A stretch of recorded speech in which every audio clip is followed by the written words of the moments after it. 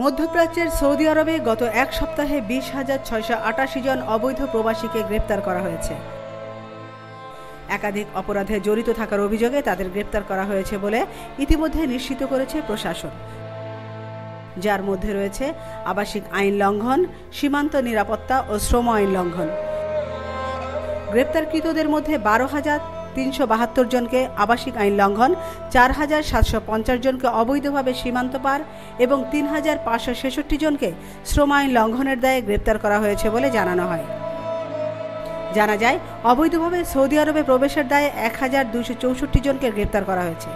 এদের মধ্যে 61% Ethiopian, 36% Yemeni এবং 3% অন্যান্য দেশের নাগরিক। এছাড়া আরও 93 জনকে গ্রেপ্তার করা হয়েছে সৌদি থেকে অন্য দেশে পালিয়ে যাওয়ার সময়, আর 27 জনকে গ্রেপ্তার করা হয়েছে পরিবহন আইন লঙ্ঘন করার জন্য। তবে এদের মধ্যে কোনো বাংলাদেশি আছে কিনা নিশ্চিত হওয়া যায়নি। আমিনা ইসলাম, নিউজ ডেস্ক, আজকের সংবাদ।